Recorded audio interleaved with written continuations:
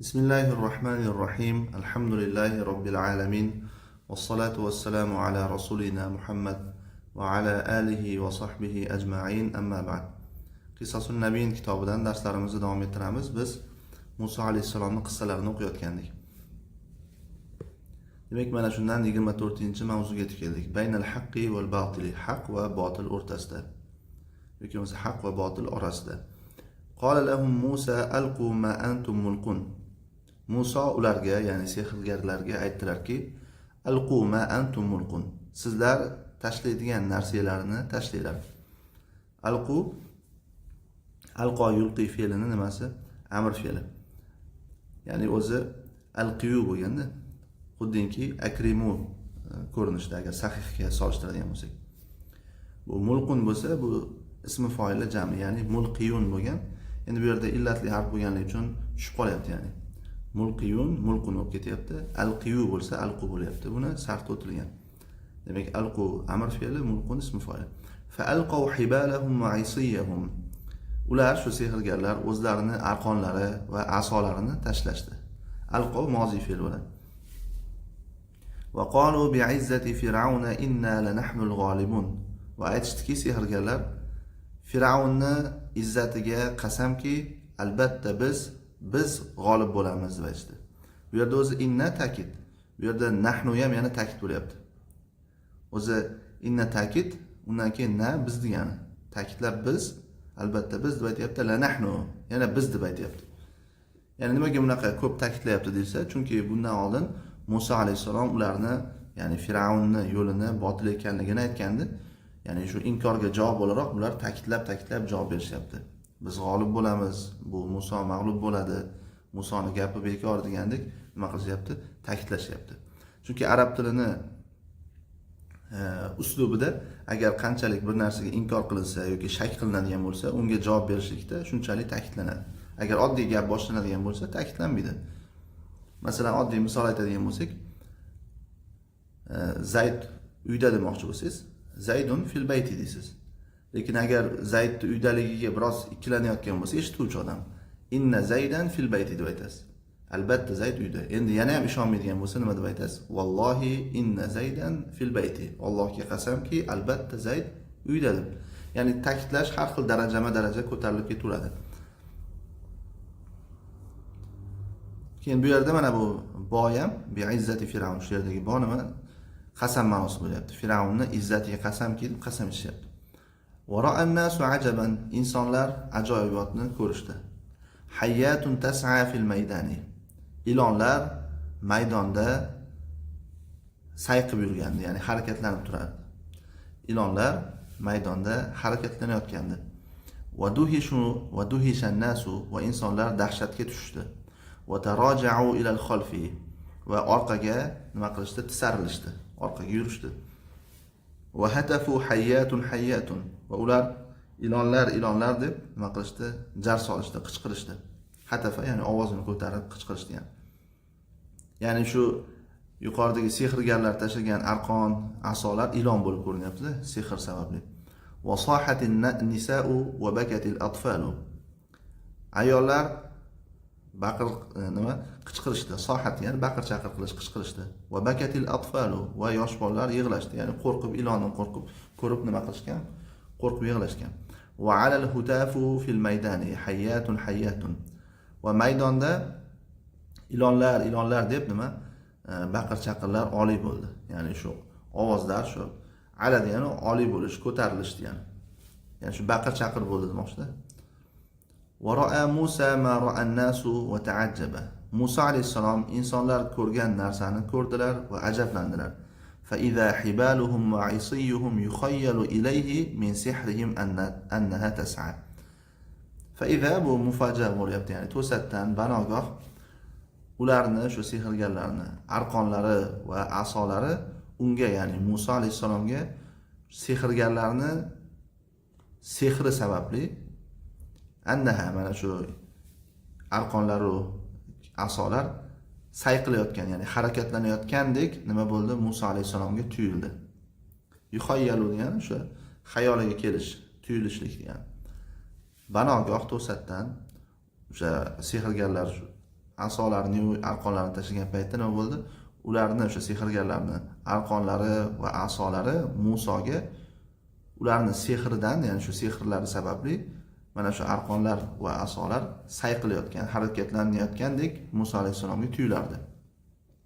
Va xotara fi qalbi Musa xotiru xawfin. Muso alayhisolamning qalbiga xavf, qo'rqinch fikri keldi. Xotir ya'ni fikr degani. Ya'ni Muso alayhisolam biroz cho'chidilar. Va limadha la yaxofu Musa? Nima uchun Muso qo'rqmaydi? Ya'ni Muso alayhisolam ham inson. U kishi cho'chidi, ya'ni insonlar fitnalanib, mana shu sehrgarlari botilga ishonib ketishidan qo'rqdilar. Hada yawmur rihani. Mana bu rihon kunidir. Rihan degani fi'al vaznida turibdi, ya'ni fa'ala yufa'ilu mufa'alatun fi'alun, ya'ni rohana yurahinu murohanatun rihanun. Shu rohana fe'lini nimasi masdar bo'lyapti, ism masdar. Ya'ni mana bu rohana degani o'sha garovlashish. Bir narsa masalan musobaqada o'zaro masalan kishilar nima qilishadi-ku, qanaqadir musobaqa yoki chempionatlarda nima qilishadi, yoki kimdir masalan urushadigan bo'lsa, ikkita odam masalan urushsa, yoki bo'lmasa futbollarda masalan hozir ham nima qilishadi, insonlar garov o'ynashadi. Rihan degani ham shu garovlashish degani. Ya'ni bu maqsad nima? Bu bahslashuv kuni deganda, bundan maqsad. Va indal imtihani yukramu ar-rajulu aw yuhanu. Imtihon vaqtida kishi ikrom qilinadi yoki xorlanadi. Ya'ni kishini qadri imtihonda yutadigan bo'lsa, ikrom qilinadi, ya'ni hurmat qilinadi. Yuhanu degani ahana yuhinu, yuhanu majhul fe'l. Ya'ni xor qilinadi, ya'ni ahana xor qilish, yuhinu xor qiladi degani. Yuhanu xor qilinadi degani. Va idza g'alaba as-saharatu la qaddarallohu zalika. Agar sehrgarlar g'olib kelsa, Alloh ana shuni taqdir qilmasin. La qaddaralloh bu duo bo'lyapti. Alloh ana shuni taqdir qilmadi degani emas. Alloh ana shuni taqdir qilmasin, ya'ni Alloh asrasin, Alloh ko'rsatmasin degan o'zbekchada oladigan bo'lsak. Va idza g'uliba Musa la samahallohu bizalika. Agar Musa alayhisalom mag'lub bo'lsa, la samahallohu bizalika. Alloh taolo ana shunga izn bermasin. Ya'ni Alloh taolo bu narsaga o'zi izn bermasin, buni nasib qilmasin, buni ko'rsatmasin degan bu ham duo bo'ladi. Famaza yakunu, nima bo'ladi agar ya'ni sehrgarlar g'olib bo'lsa va Musa mag'lub bo'lsa nima bo'ladi? Al-a'yadu billah. Alloh taolo panoh bersin. Alloh taolo saqlasin degan. Al-a'yadu billah. Va laysa g'alabu Musa g'alaba rajulin. Musoning g'alabasi bir kishini g'alabasi emas. Ya'ni oddiy bir kishi masalan musobaqalashuvda, bahslashuvda g'olib bo'lgandek narsa emas. Bal huwa g'alabu dinin amama malikin. Balki u, ya'ni Musa alayhisolamning g'alabasi podshohni oldida, podshohning qarshisida dinning g'alabasidir. Bal huwa g'alabu haqqin amama batilin. Balki u, ya'ni Musa alayhisolamning g'alabalari botilning qarshisida haqni g'olib bo'lishidir.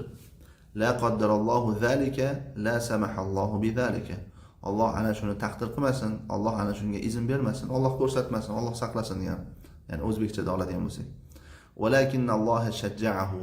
Walakin Alloh uni, ya'ni Musoni shijoatlantirdi.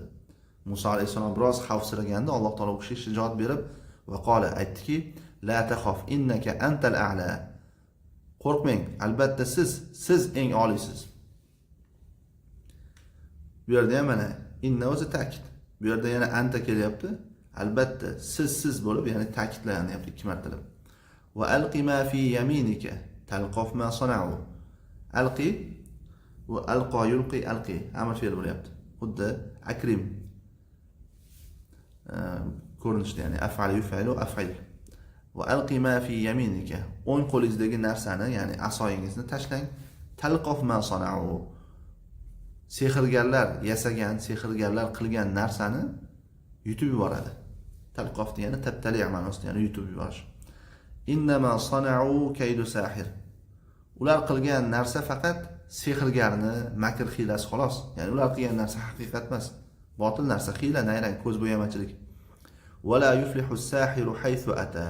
Va sehrgar qayerga borsa ham najot topmaydi yoki qayerda bo'lsa ham yutmaydi, g'olib bo'lmaydi.